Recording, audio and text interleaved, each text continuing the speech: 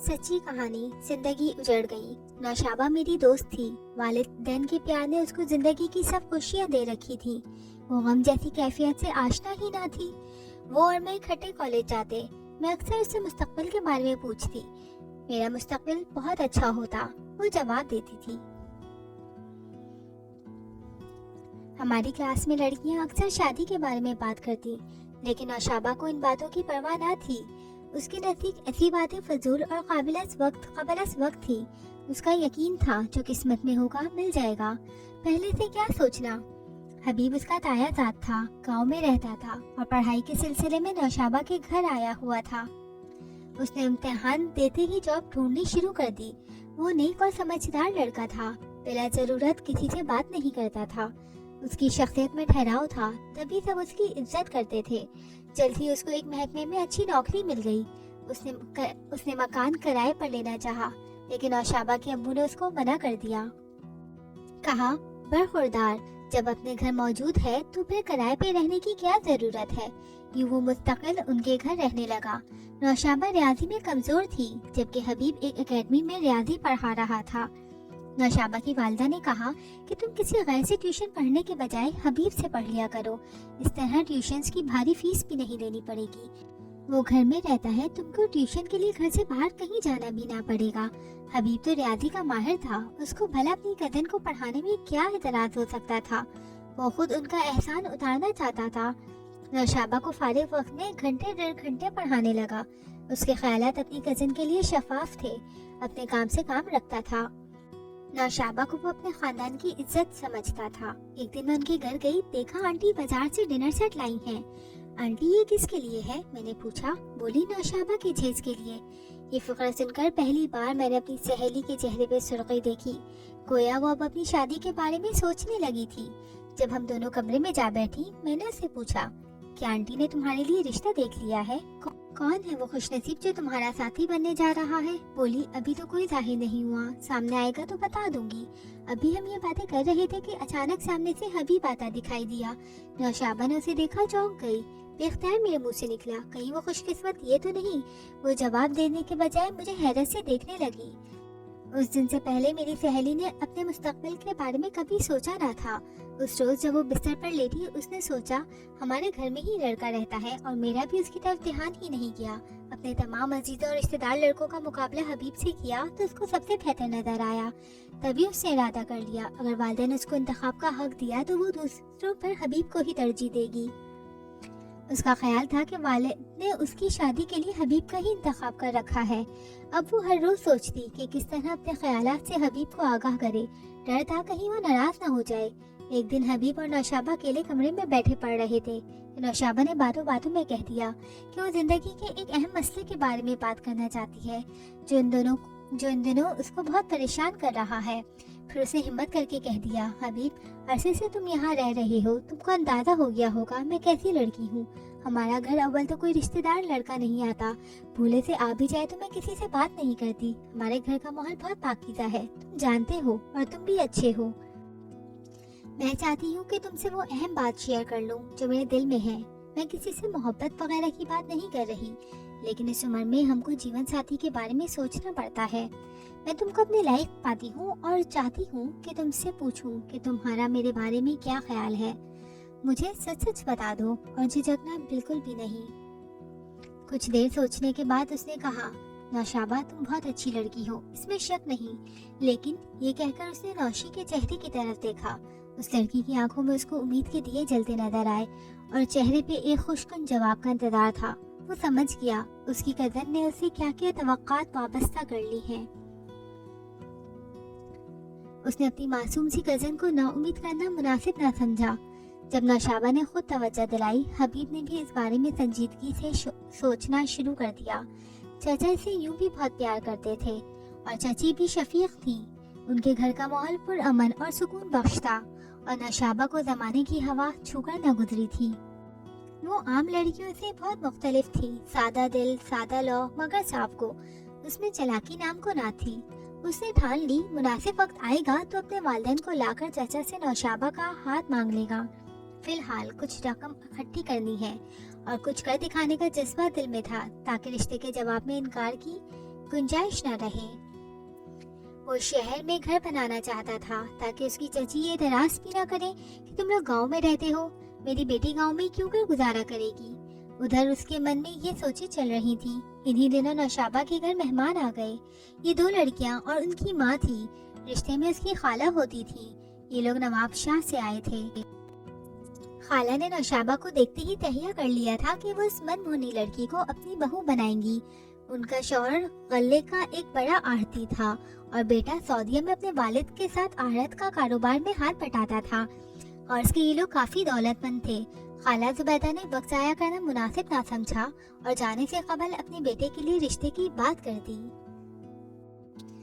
नौशाबा की माँ ने कहा, सोच कर जवाब दूंगी, खामद से सलाह मशवरा कर लूं। वो बोली, मैं भी यही हूँ, खामद से आज रात मशवरा कर लो ताकि मैं फाइनल जवाब लेकर ही जाऊं। बार बार आने जाने से तुमको भी सहमत होगी और मुझे भी सफर सहना पड़ेगा। इस औरत ने जैसे नौशाबा को बहू बनाने का तहिया कर रखा था। उसके दबाव में आकर आंटी ने शौहर से बात की। वो बोले, अभी तो हमारी बेटी पढ़ रही है, अभी से उसके रिश्ते की क्या चलती है। रिश्ता बुरा नहीं है। जुबैदा मेरी सगी खाला की बेटी है और ये देखे भाले लोग हैं। मुझे तो ये रिश्ता पसंद है। लड़का इकलौता है और बाप की हर शय का वही मालिक है। अगर तुमको रिश्ता पसंद है तो जैसे चाहे कर लो। वो बीवी की तबीयत से वाकिफ थे। कहने लगे, तुमने फैसला तो खुद ही कर लिया है, अब मुझसे क्या पूछती हो। मियाँ का अंदिया लेकर आंटी ने बहन को हाँ कहती। हबीब इस मामले से बेखबर अपने ख्वाब भूनता रहा।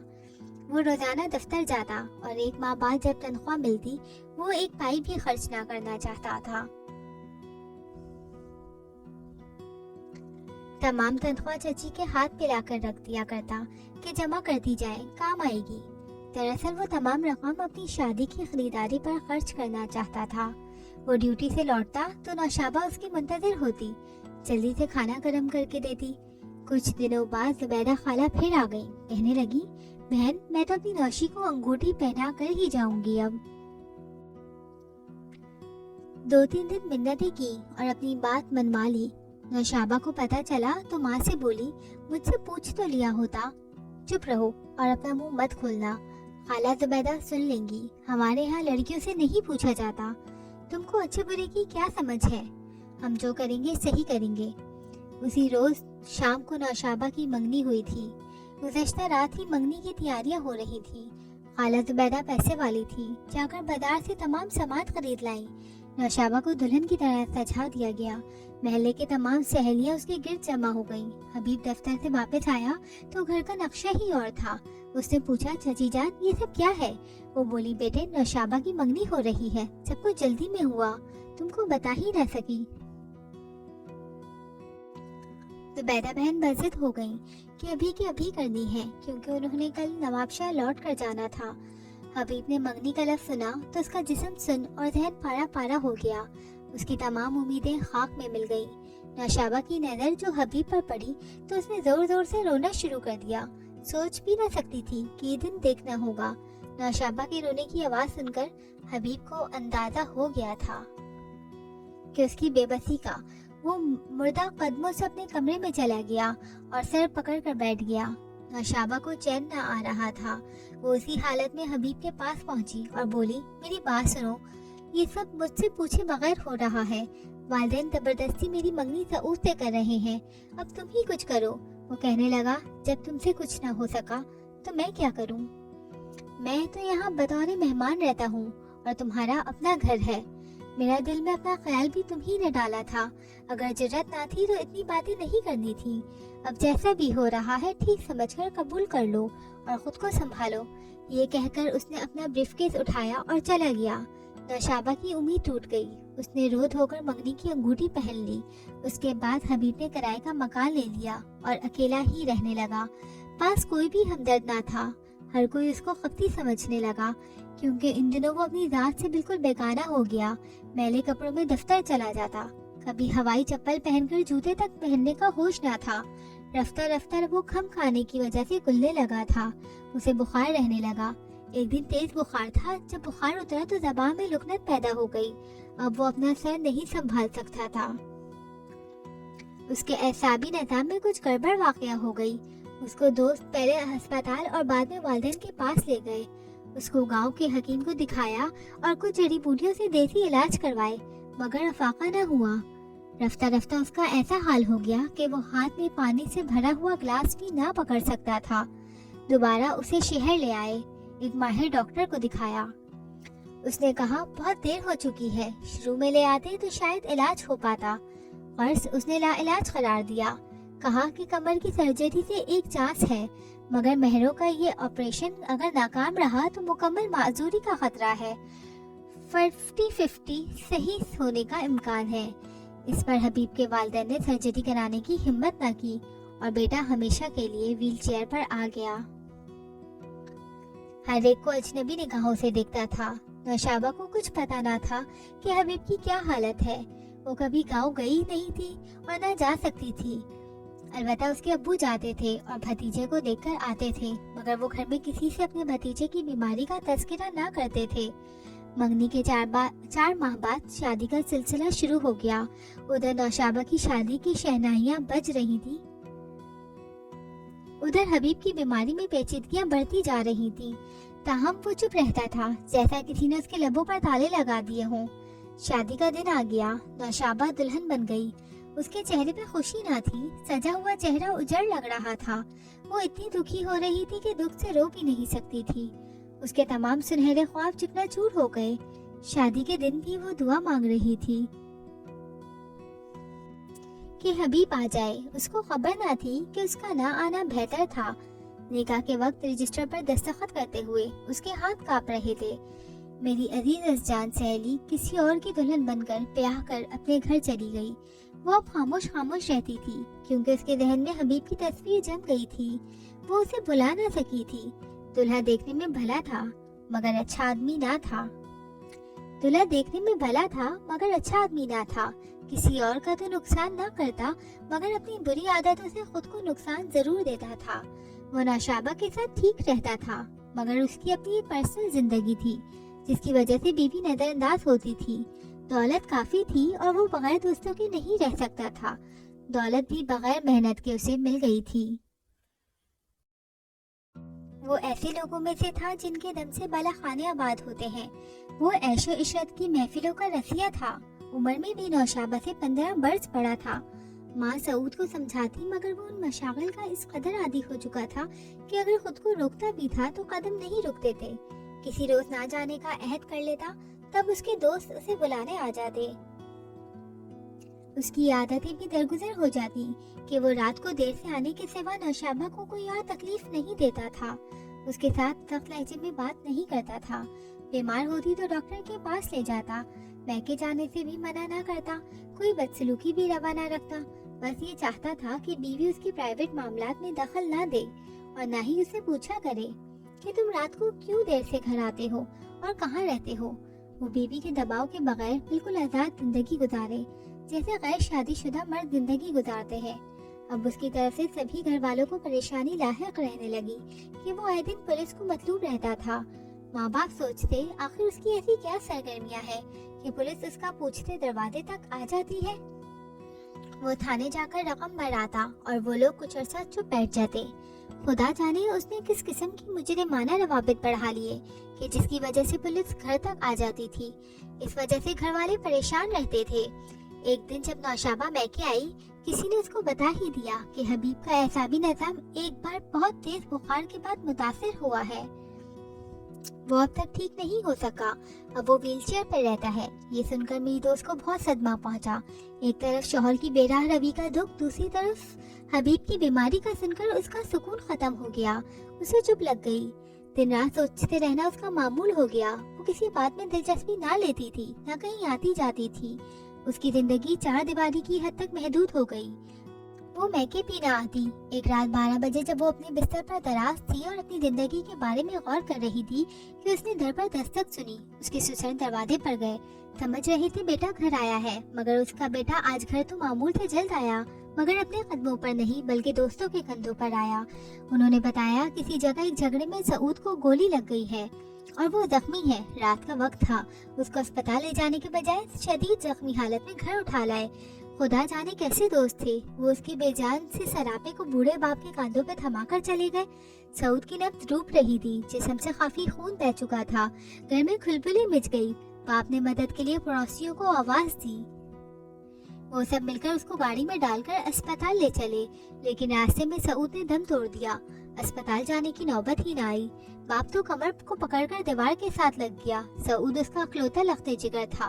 पता चला कि बाला खाने पे गाना सुनते हुए झगड़ा हुआ और एक तमाशबीन से गोली चल गई जो नशे में था। दोस्त भी वैसे ही थे जिन्होंने अस्पताल ले जाना मुश्किल जाना। वो इस केस में फंसने को तैयार ना थे। सो ऐसी दोस्ती ऐसे ही लोगों से होती है जो वफा और लिहाज से खाली होते हैं। नौशाबा पहले ही अपसेट थी, अब तो नींद पागल हो गई। वो जड़कर बाप के दर पर आ गई। आज माँ पछता रही थी कि उसने 2 दिलों को ही नहीं 3 घरों को उजाड़ दिया। आंटी अब पछता रही थी कि उसे कितनी बड़ी भूल हो गई। जुबैदा से रिश्ता जरूर था, लेकिन उनके लड़के के बारे में तहकीक ना की। कम से कम सऊद के बारे में कुछ मालूम कर लिया होता। बहन की मोहब्बत में आंखें बंद करके बेटी को तबाही की आग में झोंक दिया। अब बेटी दुखी थी तो उनका दिल भी खुश ना था। नौशाबा काफी अरसे तनहा रही।